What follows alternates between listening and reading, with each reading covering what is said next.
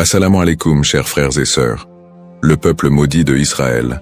Une phrase qui semble résonner avec un mystère profond, une notion qui pourrait dérouter ou susciter la curiosité. Pourquoi parler de malédiction, alors que l'histoire d'Israël est généralement associée à celle d'un peuple élu par Dieu? Pourtant, au fil des siècles, des textes anciens aux événements historiques récents, l'idée que le peuple d'Israël aurait pu être maudit a traversé les cultures, les religions et les esprits. Il est crucial de comprendre que ce sujet va bien au-delà des simples récits bibliques. Il s'ancre dans une histoire complexe, où la théologie, les prophéties et les malheurs historiques sont intimement liés. Cette notion de malédiction trouve son écho dans les croyances populaires, mais aussi dans des interprétations religieuses et culturelles, parfois mal comprises. Pourquoi ce sujet mérite-t-il notre attention aujourd'hui? Parce que ce n'est pas simplement un concept historique, mais une idée qui a façonné la perception mondiale d'un peuple tout au long des âges.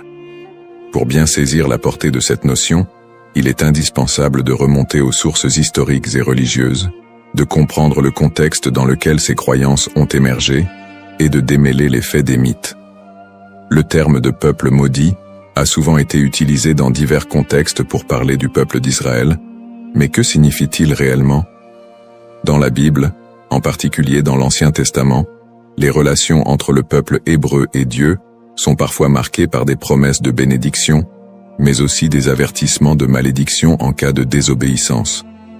Dans le livre du Deutéronome, par exemple, Dieu promet des bénédictions à Israël s'ils obéissent à ses commandements, mais il y a également des malédictions redoutables s'ils s'en écartent.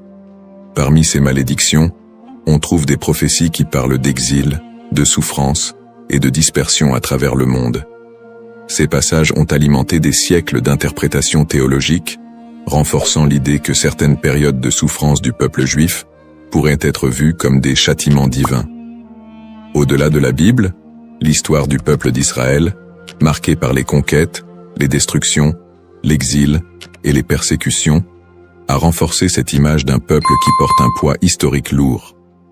Depuis la destruction du premier et du second temple de Jérusalem, en passant par les diasporas forcées, jusqu'aux tragédies plus récentes comme la Shoah, beaucoup ont vu dans ces événements des échos de ces anciennes malédictions bibliques.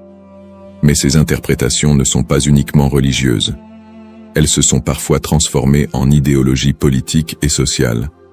La perception négative et les stéréotypes autour du peuple juif au cours de l'histoire ont souvent renforcé cette idée de malédiction, parfois utilisée pour justifier des discriminations et des persécutions.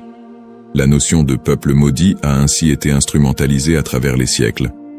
Avant de commencer cette vidéo, n'oubliez pas de liker cette vidéo, car cela nous donne beaucoup de force pour continuer à partager du contenu bénéfique. Et je vous invite à vous abonner à notre chaîne et d'activer la cloche de notification pour rester informé de nos prochaines publications sur la foi islamique. Merci et bonne vidéo. L'objectif de cette vidéo est d'analyser et de comprendre cette idée complexe et souvent mal interprétée de peuple maudit. Quelles en sont les racines historiques, religieuses et sociales? Comment a-t-elle évolué au fil du temps et pourquoi est-elle encore parfois utilisée pour expliquer des événements tragiques dans l'histoire du peuple juif? Alors, restez avec moi jusqu'à la fin pour découvrir cela. Si vous avez des questions ou des commentaires en cours de route, n'hésitez pas à les laisser en bas. J'apprécie beaucoup vos retours. Allons-y. Au cours de cette vidéo, nous allons explorer les textes religieux qui évoquent cette malédiction, en particulier la Bible et d'autres écrits anciens.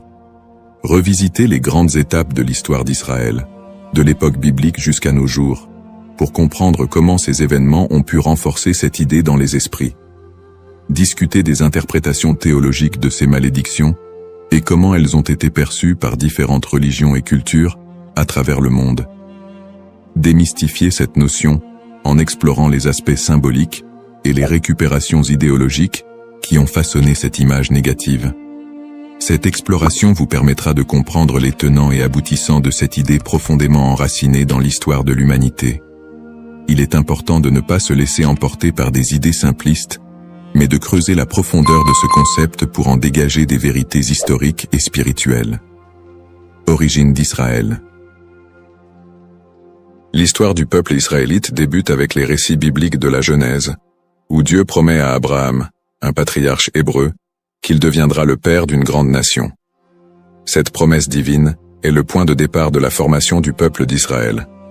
Selon la tradition, Abraham, Isaac, son fils, et Jacob, son petit-fils, sont les ancêtres directs de ce peuple, souvent appelés les patriarches. Jacob, après avoir lutté avec un ange, reçoit de Dieu un nouveau nom, Israël, et ses descendants sont appelés les Israélites. Le livre de l'Exode raconte l'histoire de la libération du peuple hébreu de l'esclavage en Égypte sous la direction de Moïse. C'est un moment fondamental dans l'histoire d'Israël, où Dieu scelle une alliance avec les Israélites au mont Sinaï. Dieu y remet les 10 commandements à Moïse, posant ainsi les bases des lois morales et religieuses qui guideront le peuple élu. Cette alliance est une promesse de protection divine en échange de l'obéissance aux lois de Dieu.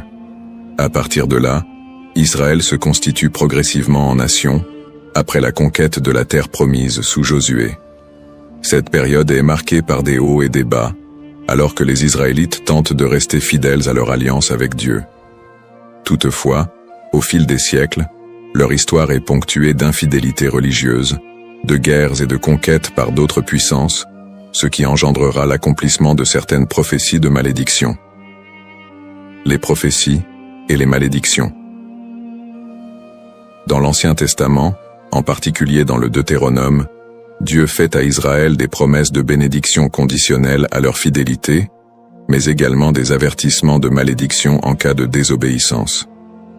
Le chapitre 28 du Deutéronome est l'un des textes clés qui évoquent les conséquences potentielles de l'infidélité.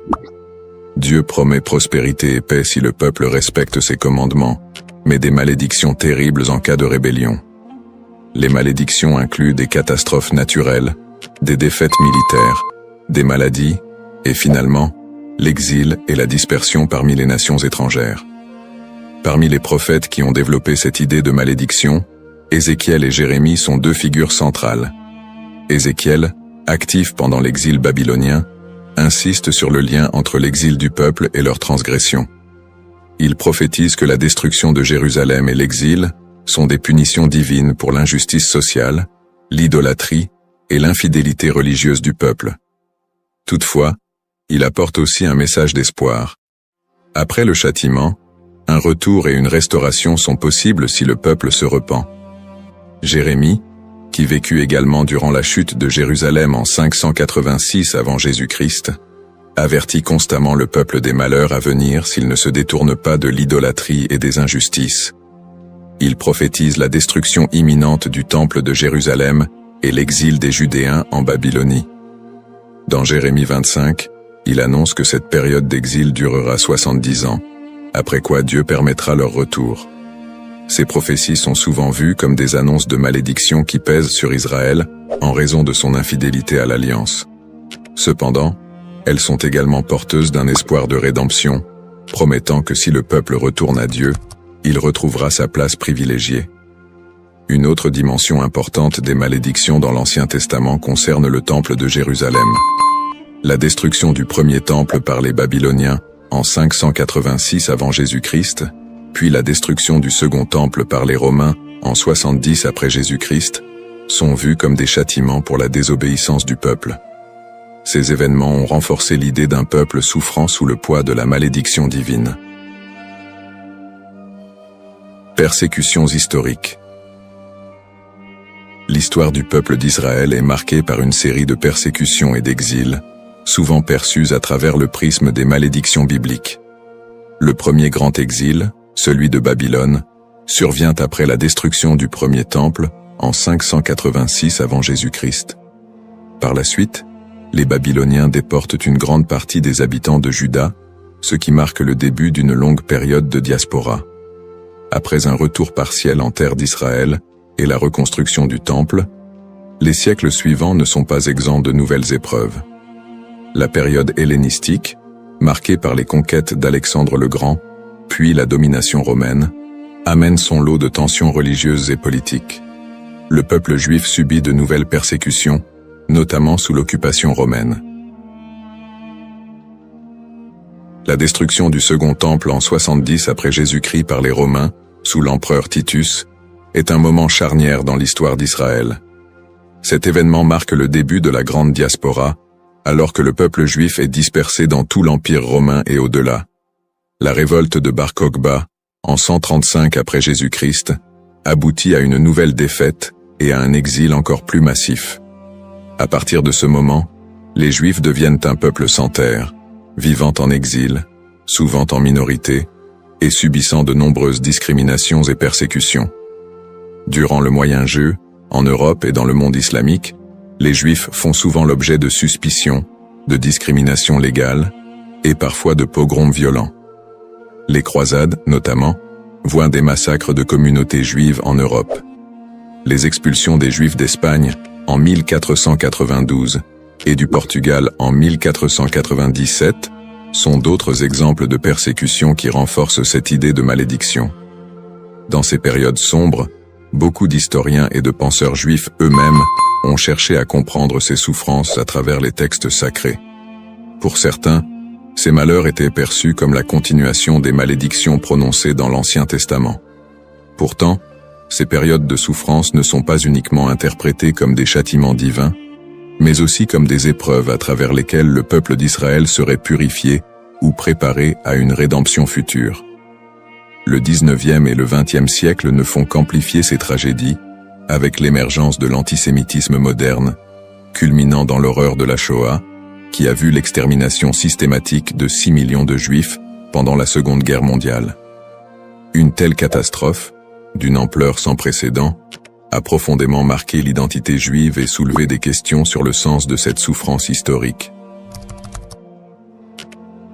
Conclusion du contexte historique.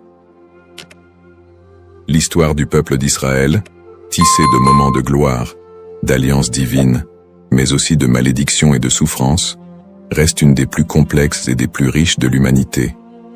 Les prophéties bibliques de malédiction, les exils répétés, les destructions de lieux sacrés et les persécutions à travers les siècles ont façonné la perception du peuple juif, tant de leur propre point de vue que de celui des autres nations.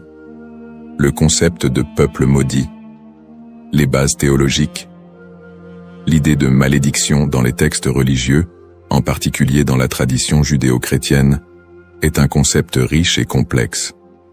Les malédictions sont souvent prononcées par Dieu en réponse à l'infidélité ou à l'injustice du peuple. Dans la Bible, notamment dans le livre du Deutéronome, Dieu promet des bénédictions à Israël pour leur obéissance, mais aussi des malédictions en cas de désobéissance. Ces malédictions incluent des souffrances, des exils et d'autres calamités, illustrant le caractère conditionnel de l'alliance entre Dieu et son peuple. La distinction entre malédiction divine et humaine est essentielle. Les malédictions divines, souvent exprimées par des prophètes, sont vues comme des conséquences directes de l'action humaine contre les commandements divins. En revanche, les malédictions humaines peuvent découler de superstitions, de croyances populaires ou d'anathèmes lancés par des individus ou des groupes en réponse à des actes perçus comme immoraux. Cette différence met en lumière le rôle de la responsabilité humaine dans la réception de ces malédictions. Les prophètes, tels qu'Ézéchiel et Jérémie, jouent un rôle crucial dans la communication de ces malédictions. Leur message souligne que ces châtiments ne sont pas simplement des expressions de colère divine, mais des appels à la repentance et à la restauration. Ce cadre théologique souligne que les malédictions ne sont pas définitives et que le retour à la foi peut conduire à des bénédictions renouvelées. Malédiction et mythe. La notion de malédiction attachée au peuple d'Israël a donné lieu à de nombreuses interprétations populaires et mythes au cours des siècles.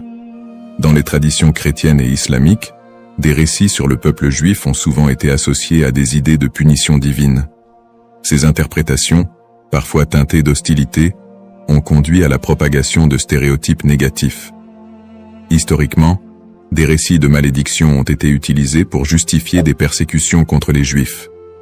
Par exemple, l'idée que le peuple juif a été maudit en raison de la crucifixion de Jésus a été utilisée pour alimenter l'antisémitisme.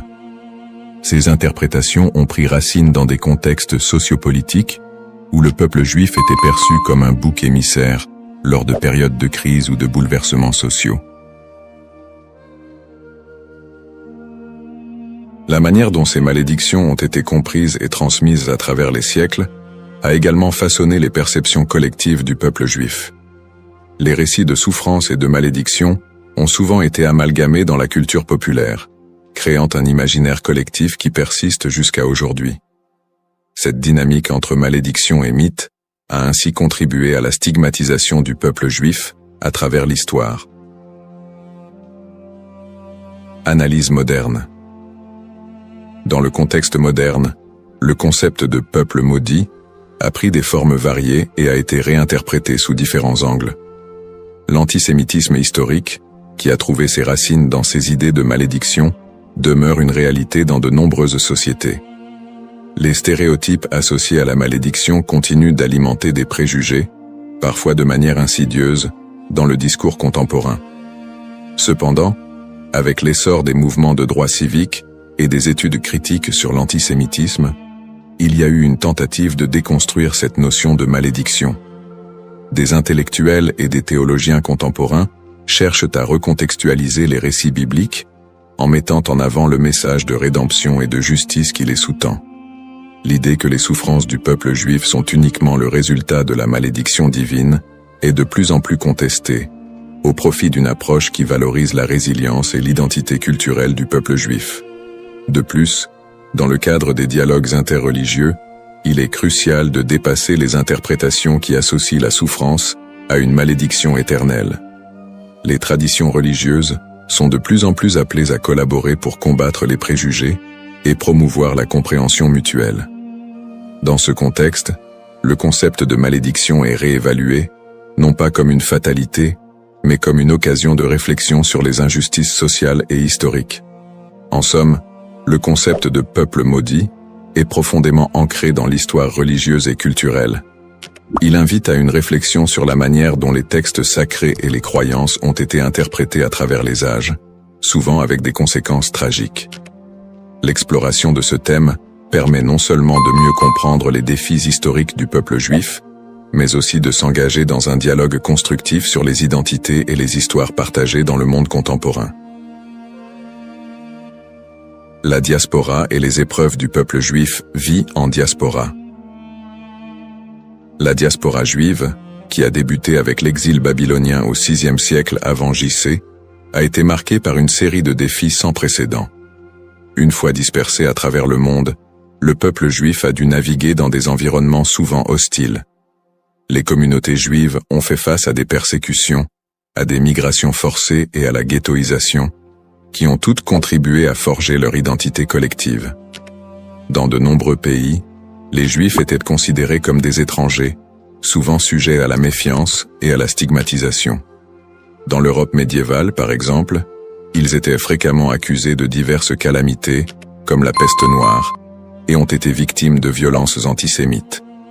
Les Juifs étaient souvent contraints de vivre dans des quartiers séparés, appelés ghettos, où leur liberté était limitée. Cette ghettoisation a servi à isoler les communautés juives, créant un environnement d'exclusion qui a renforcé les stéréotypes négatifs. Les migrations forcées ont également eu un impact considérable sur la vie juive en diaspora. Des expulsions massives, comme celle des Juifs d'Espagne en 1492, ont conduit à une dispersion rapide vers des régions comme l'Empire ottoman, le nord de l'Afrique et plus tard les Amériques. Ces déplacements ont souvent été motivés par des conditions de vie insupportables et des menaces physiques, mais ils ont également permis aux Juifs de préserver et d'adapter leur culture dans de nouveaux contextes. Malgré ces défis, les communautés juives ont réussi à maintenir leurs traditions et à s'adapter aux réalités locales.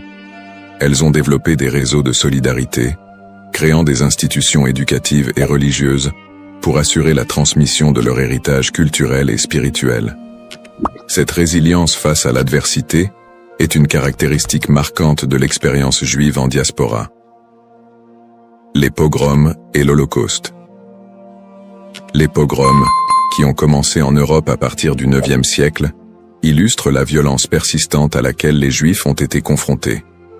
Ces émeutes violentes, souvent encouragées par des autorités locales, ont mené à des massacres, à des pillages et à des destructions de synagogues.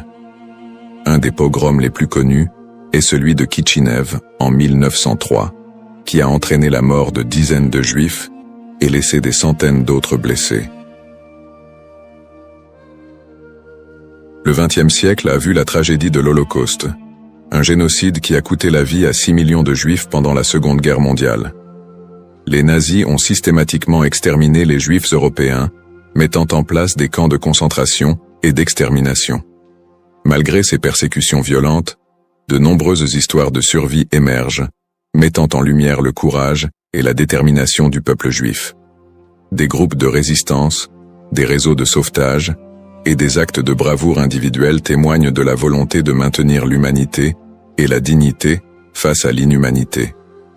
L'Holocauste a laissé une empreinte indélébile sur la mémoire collective juive. Les survivants ont dû reconstruire leur vie dans un monde souvent indifférent à leurs souffrances. Cette tragédie a également catalysé des mouvements politiques qui ont conduit à la création de l'État d'Israël en 1948, un point tournant dans l'histoire juive moderne. Lutte pour l'identité et la terre promise. Les épreuves subies par le peuple juif en diaspora ont profondément influencé son identité collective. Face à l'adversité, une identité juive résiliente a émergé, mêlant traditions séculaires, pratiques religieuses et un sentiment d'appartenance à une histoire commune.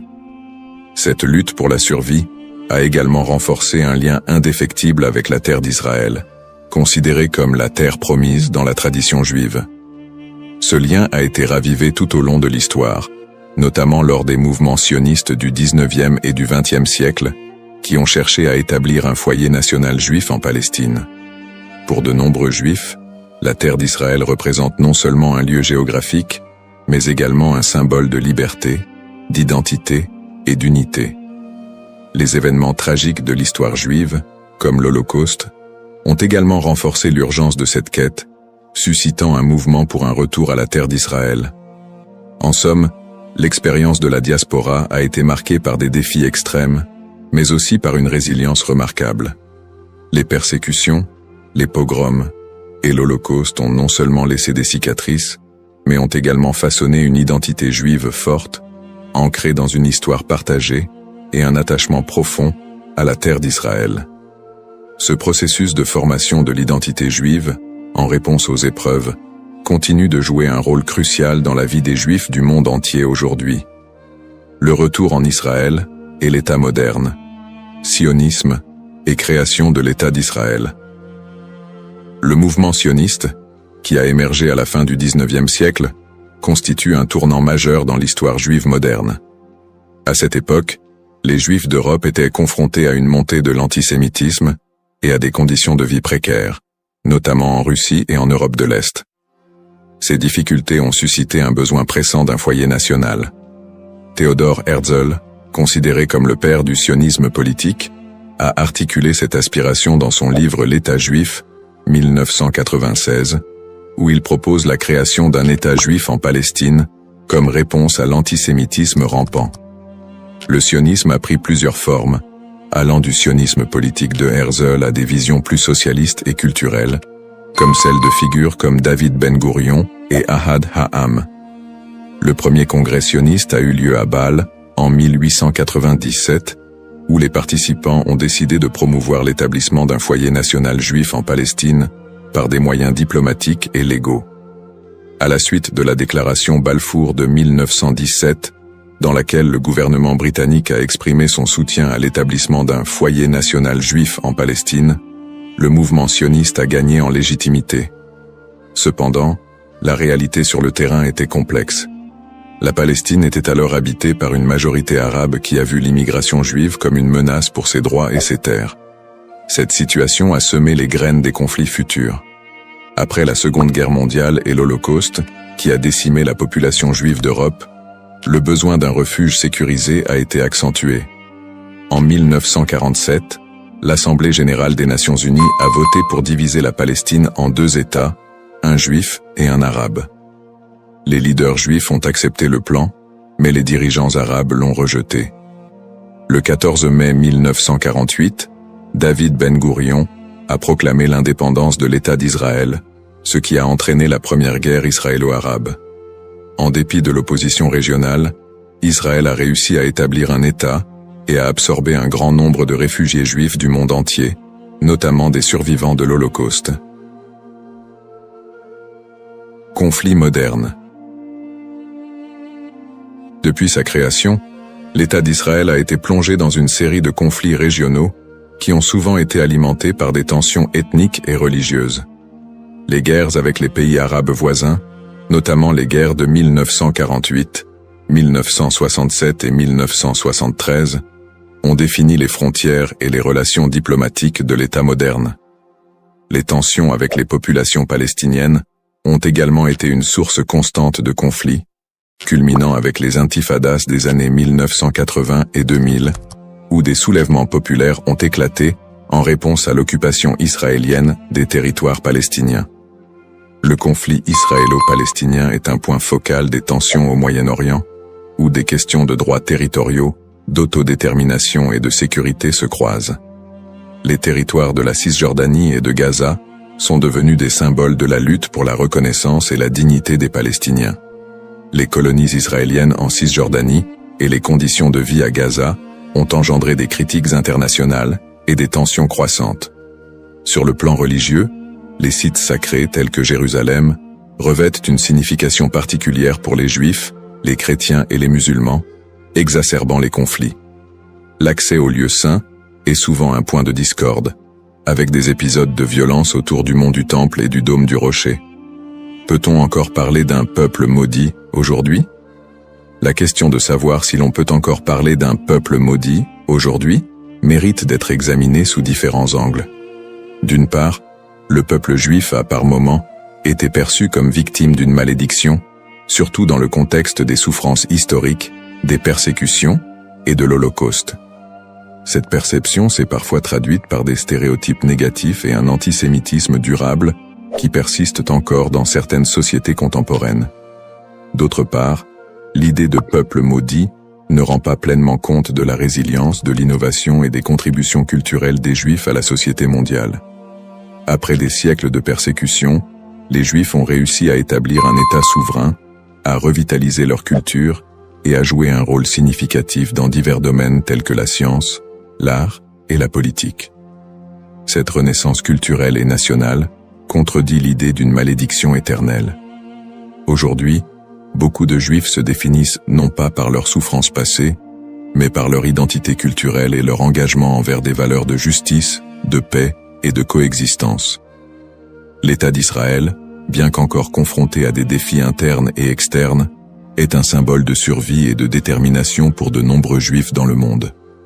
Ainsi, plutôt que de voir le peuple juif à travers le prisme d'une malédiction, il est plus approprié de reconnaître la complexité de son histoire, marquée par des luttes et des triomphes, et d'appréhender la diaspora juive comme une histoire d'espoir, de résilience et de quête d'identité. Dans cette exploration du thème du peuple maudit d'Israël, nous avons retracé l'histoire complexe des Juifs, de leurs origines dans l'Antiquité à leur établissement moderne en tant qu'État souverain. Nous avons examiné le contexte historique et religieux, en soulignant les épreuves de la diaspora, les persécutions et les tragédies comme les pogroms et l'Holocauste. En analysant le concept de malédiction, nous avons également vu comment il a été utilisé pour justifier des stéréotypes et des violences à l'encontre des Juifs au fil des siècles. Nous avons ensuite discuté du mouvement sioniste qui a mené à la création de l'État d'Israël en 1948, ainsi que des conflits régionaux qui en ont découlé, notamment avec les populations palestiniennes. Ces tensions, alimentées par des enjeux historiques, ethniques et religieux, continuent de façonner la réalité actuelle du pays. En réfléchissant à l'évolution du terme « maudit », il est crucial de reconnaître qu'il a souvent été employé de manière péjorative pour désigner le peuple juif et justifier des injustices. Cependant, au fil du temps, cette notion a été déconstruite. De nos jours, parler de peuple maudit ne rend plus compte de la diversité et de la résilience des communautés juives. Au contraire, il est essentiel de voir le peuple juif comme porteur d'une riche culture, d'une identité dynamique et d'une volonté indéfectible de vivre et de prospérer, malgré les défis historiques. Pour conclure, j'invite chacun d'entre vous à approfondir ce sujet fascinant et complexe. Prenez le temps d'explorer les multiples facettes de l'histoire juive, d'écouter des voix variées et de réévaluer vos propres perceptions sur le peuple juif et son héritage. En favorisant la compréhension et l'empathie, nous pouvons tous contribuer à un dialogue constructif qui transcende les stéréotypes et promeut la paix et la coexistence. Le parcours historique du peuple juif est une leçon pour tous sur la résilience, l'identité et la quête de justice. Assalamu alaikum wa rahmatullahi wa barakatuh, chers frères et sœurs. Bienvenue sur notre chaîne, Parole d'Allah. Aujourd'hui, nous plongeons dans l'un des moments les plus spirituels de l'année, le mois de Ramadan. Ce mois béni, où les portes du paradis s'ouvrent et celles de l'enfer se ferment, est un moment de purification de l'âme et de rapprochement avec notre Créateur. Le Ramadan est une période durant laquelle notre lien avec Allah se renforce par la prière, le jeûne et surtout l'invocation, doua. Chaque prière et chaque doua prononcée en ce mois possède une force et une bénédiction particulière. Dans cette vidéo, nous allons explorer un doua spécifique, puissant et significatif que vous pouvez réciter pendant ce mois sacré. Nous verrons comment cette invocation peut transformer nos vies et nous rapprocher davantage de la miséricorde d'Allah. Avant de commencer cette vidéo, n'oubliez pas de liker cette vidéo, car cela nous donne beaucoup de force pour continuer à partager du contenu bénéfique. Et je vous invite à vous abonner à notre chaîne et d'activer la cloche de notification pour rester informé de nos prochaines publications sur la foi islamique. Partagez-la avec vos proches et laissez un commentaire pour me dire ce que vous en pensez. Merci et bonne vidéo. L'importance du doua dans le mois de Ramadan. Le mois de Ramadan est une période inégalée dans l'année où Allah accorde une miséricorde et une bénédiction infinie à ceux qui s'y consacrent pleinement. Parmi les plus grandes bénédictions de ce mois figure l'importance du doua. En effet, le prophète Muhammad, paix et bénédiction sur lui, a dit « Il y a 3 personnes dont l'invocation n'est jamais rejetée. Celui qui jeûne jusqu'à ce qu'il rompe son jeûne, le juste dirigeant, et celui qui fait doua pour son frère en son absence. » Tirmidhi. Ce hadith montre clairement que pendant le Ramadan, les invocations sont particulièrement efficaces et puissantes. Le mois de Ramadan est un moment unique où les portes du ciel sont largement ouvertes et où Allah écoute plus attentivement les prières de ses serviteurs. C'est un mois de pardon et de miséricorde, une occasion en or pour demander à Allah ce que l'on désire, que ce soit la purification de l'âme, la guérison ou la bénédiction dans nos vies. Le prophète Muhammad, paix et bénédiction sur lui, nous a également enseigné que, quand le Ramadan commence, les portes du paradis s'ouvrent, les portes de l'enfer se ferment et les démons sont enchaînés. Sahih al-Bukhari. Cela témoigne de l'atmosphère spirituelle particulièrement propice pour faire des douas pendant ce mois. Le mois de Ramadan est aussi l'occasion de vivre des événements spirituels d'une importance capitale, notamment la nuit du destin, Laylat al-Qadr. Cette nuit, qui se trouve dans les 10 derniers jours de Ramadan, est mieux que 1000 mois. Le Coran dit « La nuit du destin est meilleure que 1000 mois ». Sourate al-Qadr, 97, 3. Pendant cette nuit, les anges descendent sur la terre et les prières sont exaucées. C'est donc le moment idéal pour faire des douas, car Allah, dans sa grandeur et sa miséricorde infinie, accorde une attention toute particulière à ses serviteurs en cette période. C'est un mois où chaque prière devient une opportunité d'obtenir des bénédictions et des réponses divines. Le doua est un acte d'humilité et de soumission totale à Allah, et pendant le mois de Ramadan, cet acte est particulièrement favorisé. Nous devons saisir cette occasion pour purifier nos cœurs, solliciter le pardon d'Allah et demander des bénédictions pour nous-mêmes, nos proches, et même pour l'ensemble de la communauté musulmane. Le doua du Ramadan, signification et puissance. Le doua est un acte de soumission et de demande auprès d'Allah, Et pendant le mois de Ramadan, cet acte prend une dimension particulière. Le mois de Ramadan est une période de purification spirituelle où chaque prière et chaque invocation est une occasion d'obtenir la miséricorde divine.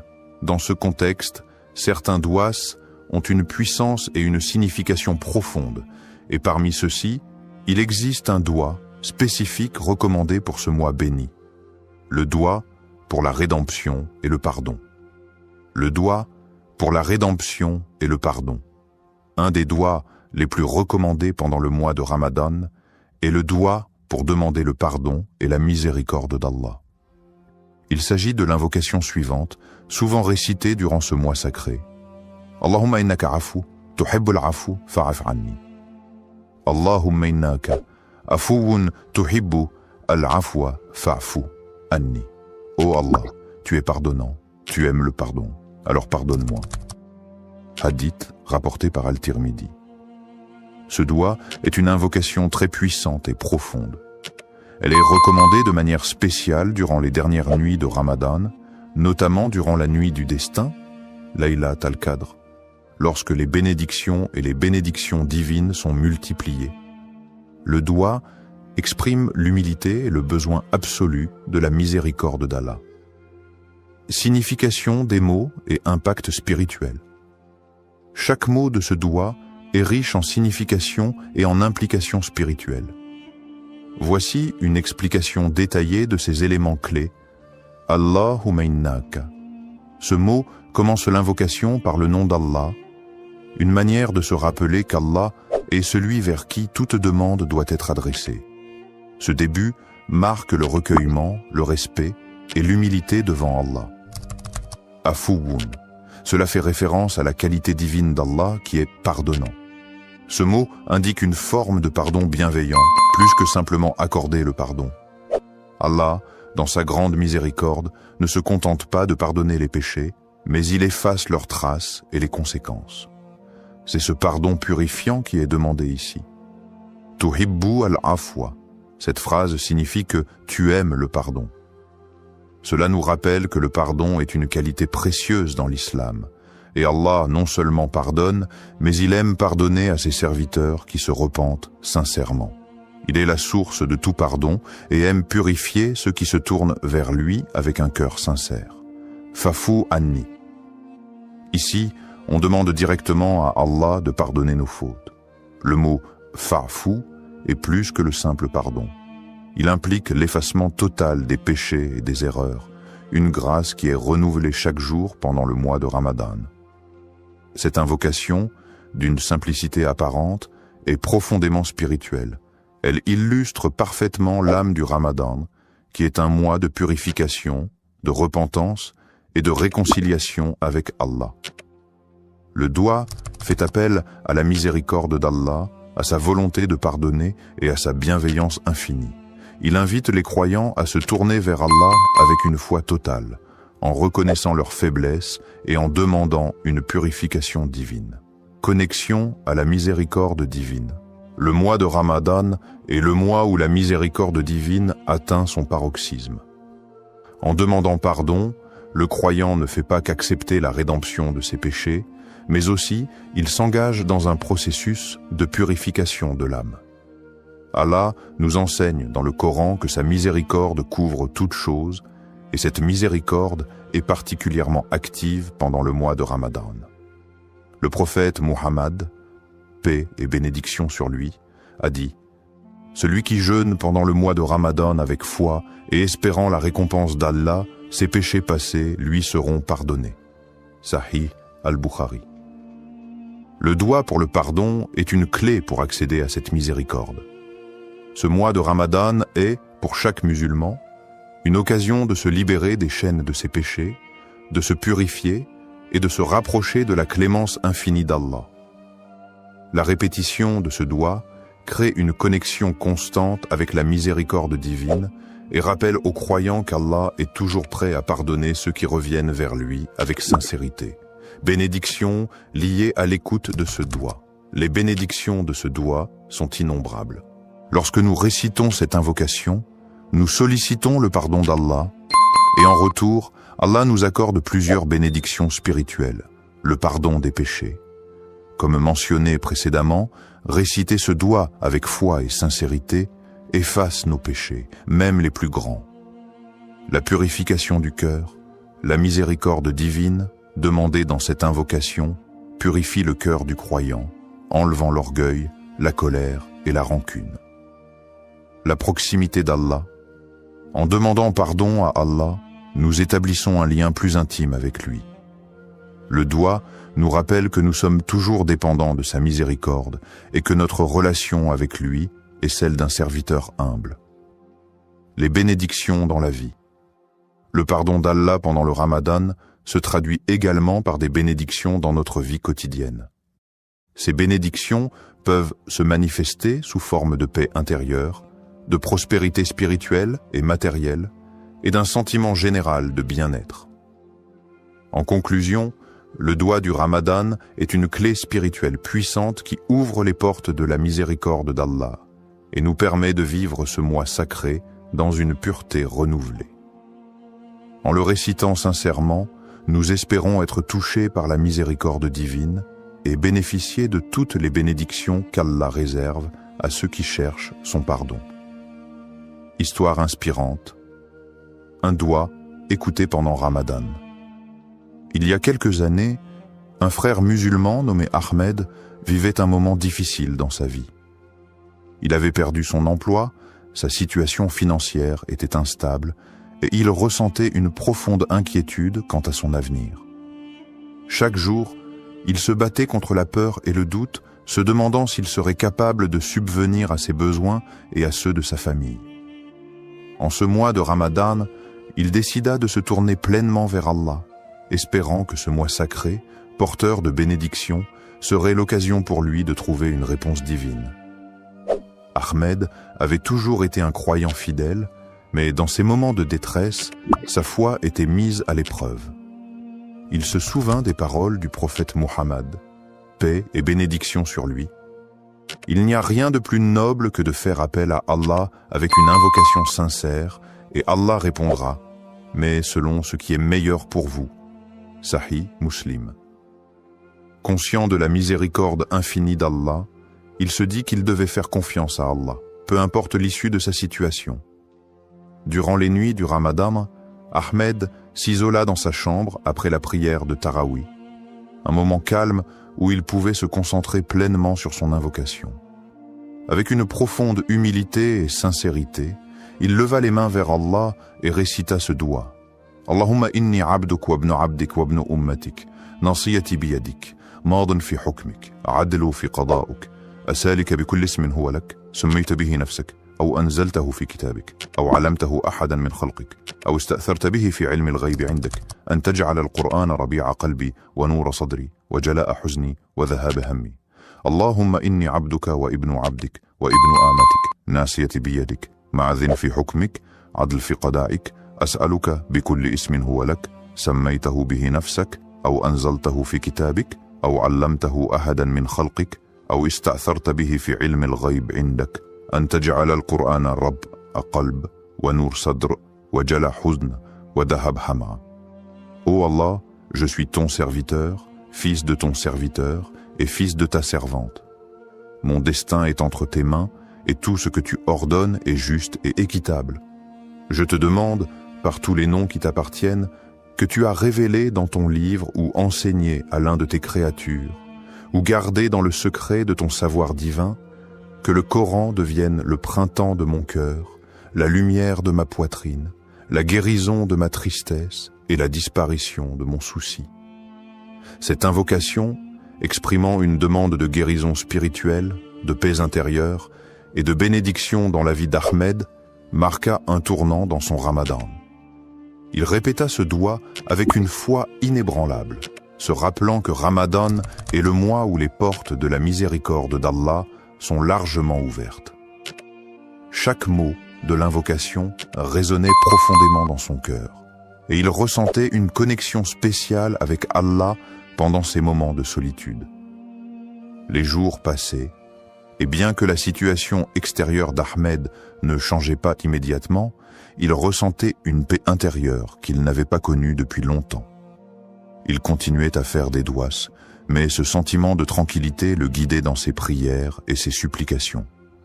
Un soir, après une prière de Taraouih particulièrement émotive, il reçut un appel inattendu. C'était un ancien collègue qui lui proposait une opportunité de travail, une offre bien plus avantageuse que celle qu'il avait perdue. Non seulement cette offre répondait à ses besoins matériels, mais elle offrait également une chance de croître et de se rapprocher de ses valeurs spirituelles. Cela lui rappela instantanément le hadith du prophète Mohammed, paix et bénédiction sur lui. Quand Allah aime un serviteur, il l'éprouve. Sahih al-Bukhari. Il se rendit compte que cet emploi n'était pas simplement une solution à ses soucis, mais aussi une forme de réponse divine à ses supplications. Au-delà de l'aspect matériel, Ahmed ressentait dans son cœur une profonde gratitude envers Allah. Il se rappela que, bien que sa demande n'ait pas été exaucée immédiatement dans la forme qu'il avait anticipée, la réponse de Dieu était parfaite. Allah avait agi selon ce qui était le meilleur pour lui, non seulement en lui offrant une réponse à ses besoins, mais aussi en renforçant sa foi, en lui enseignant la patience, et en lui montrant que la miséricorde divine se manifeste de manière subtile et inouïe. Cette expérience marqua un tournant spirituel dans la vie d'Ahmed. Il comprit que chaque doua, même si la réponse n'est pas immédiate ou n'est pas conforme à nos attentes, est écoutée par Allah.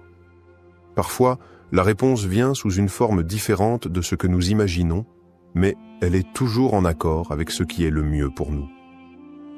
Ce Ramadan, il apprit à se remettre complètement entre les mains d'Allah, à faire confiance à son plan, et à voir chaque épreuve comme une occasion d'approfondir sa foi. L'histoire d'Ahmed nous rappelle que chaque doua, pendant Ramadan, est un acte de foi, une forme de soumission à Allah. Parfois, les bénédictions ne sont pas visibles tout de suite, mais elles sont toujours présentes, enveloppées dans la sagesse et la miséricorde d'Allah. Les conditions du doua acceptées, ce qu'Allah attend de nous dans le mois béni de Ramadan et tout au long de l'année, les invocations, douas, sont une occasion précieuse pour les croyants de se rapprocher d'Allah et de solliciter ses bénédictions.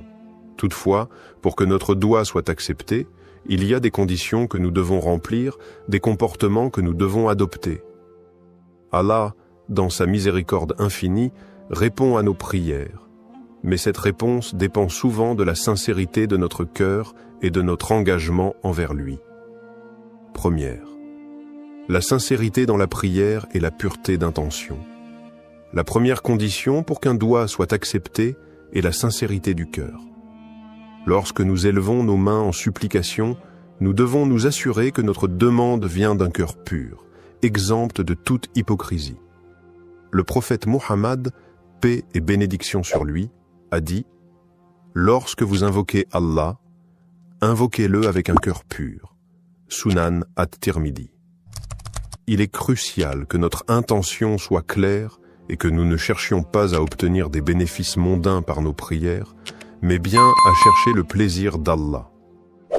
Cette sincérité dans la prière renforce notre relation avec Allah, car c'est un acte d'adoration qui doit être fait uniquement pour lui. 2.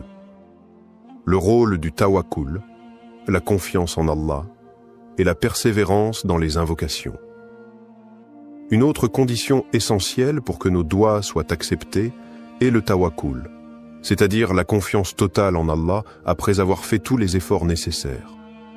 Il est important de se rappeler que, même si nous faisons des supplications, cela ne signifie pas que la réponse viendra instantanément ou selon nos attentes. Le tawakkul nous enseigne que nous devons faire confiance à la sagesse divine d'Allah, sachant qu'il sait ce qui est le mieux pour nous, même lorsque nous ne comprenons pas immédiatement le sens de sa réponse. Le prophète, paix et bénédiction sur lui, a aussi dit « Ne vous lassez pas d'invoquer Allah, car parfois la réponse arrive plus tard qu'on ne le désire, et Allah connaît le meilleur moment pour exaucer votre prière. » Sahih al-Bukhari. La persévérance dans les invocations est donc essentielle. Ne pas perdre espoir dans les moments de difficulté est une marque de foi profonde. Troisième, l'humilité, l'adoration et la patience dans la réponse de Dieu. L'humilité est également un élément crucial pour l'acceptation de notre dua. En élevant nos mains vers Allah, nous devons nous rappeler que nous sommes de simples serviteurs devant le Créateur, pleins de faiblesses et de manques. C'est avec humilité que nous demandons à Allah de répondre à nos besoins. L'adoration sincère d'Allah et le fait de se soumettre pleinement à sa volonté sont des moyens pour que nos invocations soient exaucées. De plus, il faut être patient face à la réponse d'Allah, qu'elle soit immédiate ou non.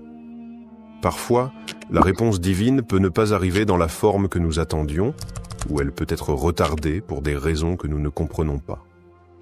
Le prophète Muhammad, paix et bénédiction sur lui, nous enseigne que la patience dans l'attente de la réponse d'Allah fait partie intégrante du processus. Allah nous dit dans le Coran, « Et ton Seigneur dit, invoquez-moi, je vous répondrai. » Sourate Ghafir 40-60. Mais cette réponse peut arriver de manière différente, sous forme de bénédiction, de protection ou de tests qui renforcent notre foi. En conclusion, pour qu'un doua soit accepté, nous devons répondre à ces conditions essentielles, la sincérité de l'intention, la confiance totale en Allah, tawakkul, la persévérance dans les invocations, l'humilité dans notre supplication et la patience face à la réponse de Dieu. En agissant selon ces principes, nous cultivons une relation spirituelle profonde avec notre Créateur, et nos doigts sont davantage susceptibles d'être exaucés.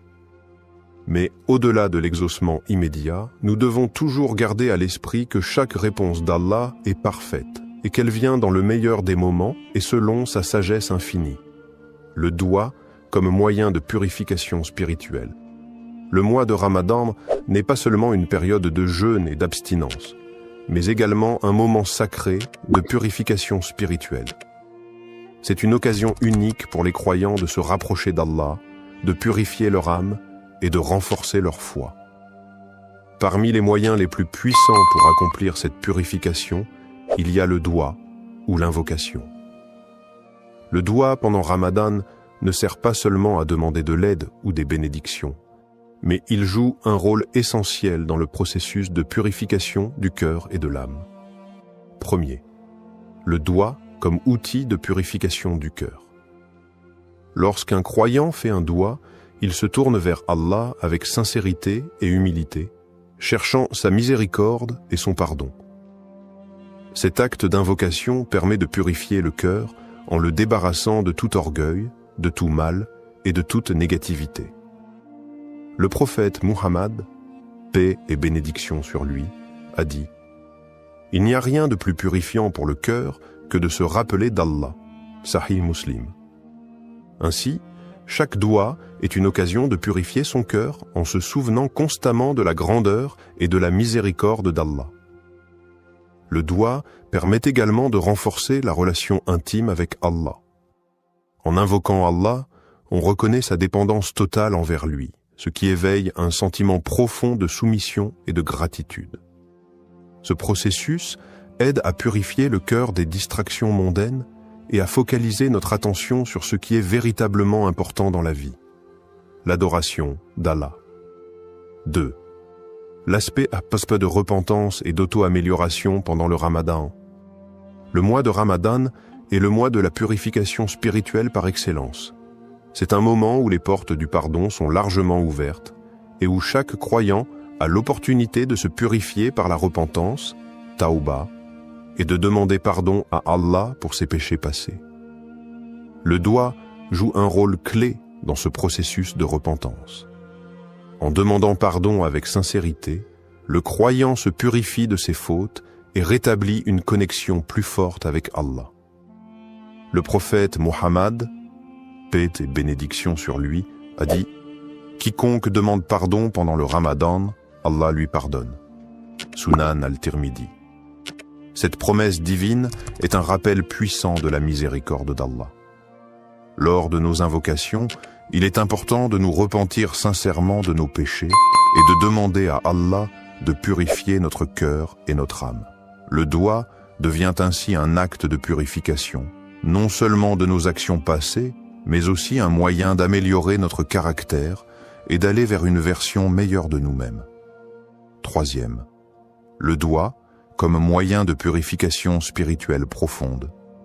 Le doigt n'est pas seulement une demande d'aide, mais il est aussi une méthode pour nous purifier en tant qu'individus. C'est une manière d'implorer Allah de nous guider sur le droit chemin, d'effacer les imperfections de notre âme et de nous accorder la paix intérieure. Chaque invocation nous aide à nous détacher des préoccupations matérielles et à renforcer notre connexion avec Allah. Le Coran nous rappelle l'importance de la purification du cœur et de l'âme, notamment dans le verset suivant.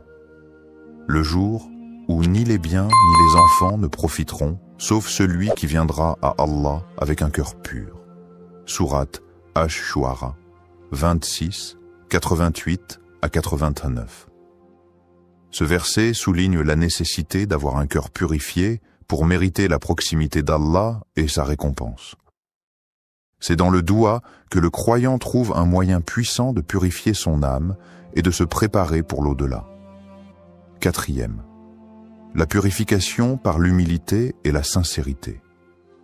Un autre aspect du doua pendant Ramadan est l'humilité qu'il induit. En levant les mains vers Allah et en lui demandant ce dont nous avons besoin, nous reconnaissons notre faiblesse et notre dépendance totale envers lui. Cette humilité est un moyen puissant de purifier notre cœur, car elle nous libère de l'orgueil et du sentiment d'autosuffisance qui peut parfois entraver notre spiritualité. Le prophète, paix et bénédiction sur lui, a dit « Celui qui est humble pour Allah, Allah l'élèvera. » Sahih Muslim. En étant sincères et humbles dans notre invocation, nous permettons à Allah de purifier notre cœur et de nous élever spirituellement. Le doigt devient ainsi une forme d'adoration en soi, un acte de soumission à Allah qui nettoie l'âme et éveille une conscience spirituelle plus profonde. C'est à travers cette pratique régulière que nous pouvons espérer purifier nos intentions, notre cœur, et nous rapprocher davantage de notre Créateur. Conclusion, le doigt, pendant le mois de Ramadan, n'est pas simplement un acte de demande, mais une forme de purification spirituelle qui nous aide à nettoyer notre cœur, à nous repentir et à nous améliorer spirituellement. En nous tournant vers Allah avec sincérité, humilité et foi, nous pouvons purifier nos âmes des péchés et des distractions du monde. Le mois de Ramadan, avec ses bénédictions et sa miséricorde infinie, est l'occasion idéale pour accomplir cette purification, se rapprocher d'Allah et renforcer notre engagement à mener une vie pure, pleine de foi et de dévotion. L'écoute du doigt et l'acceptation de la volonté d'Allah. Lorsqu'un croyant fait un doigt, il se soumet à la volonté divine et attend la réponse d'Allah avec foi et confiance.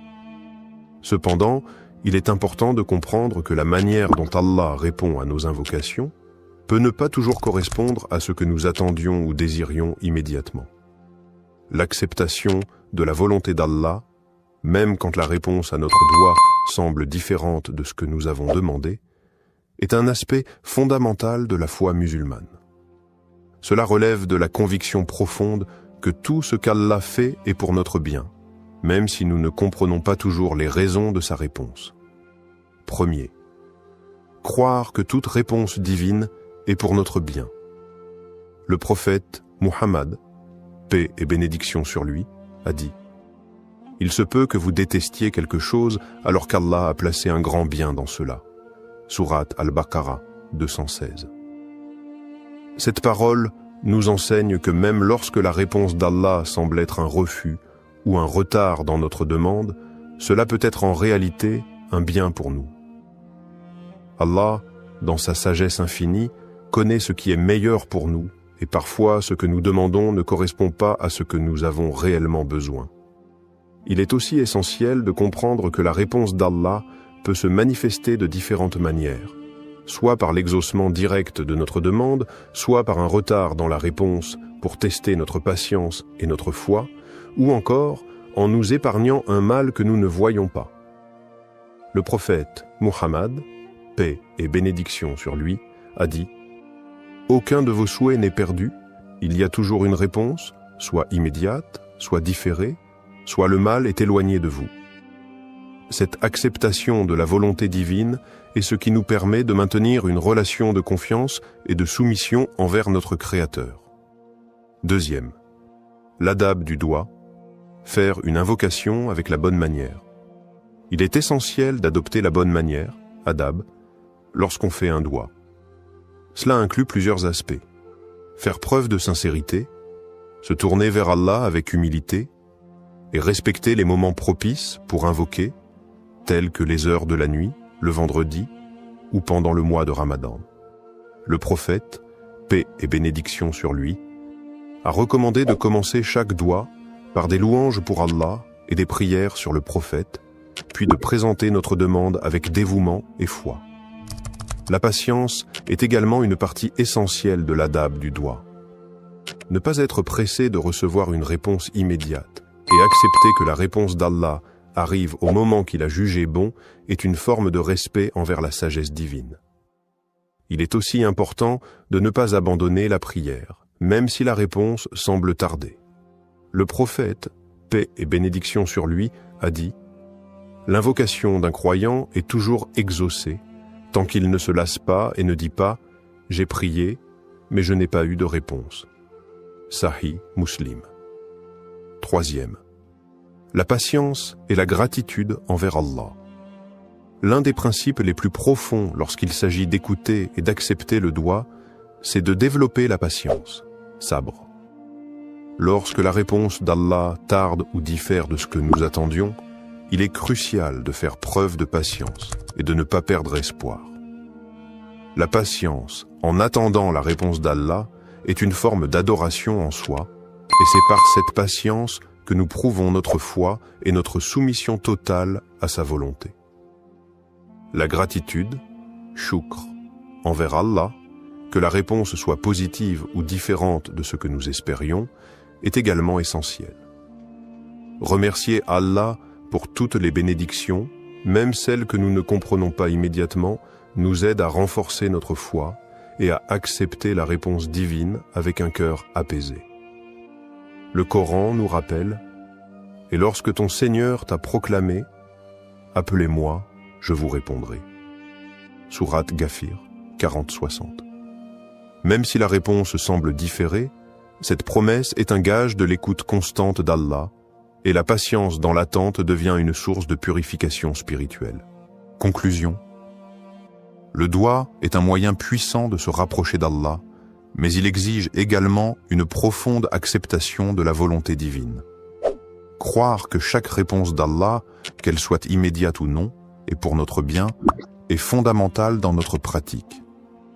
L'adab du doigt et l'importance de la patience et de la gratitude envers Allah nous aident à renforcer notre relation avec lui et à accepter sa sagesse infinie dans nos vies.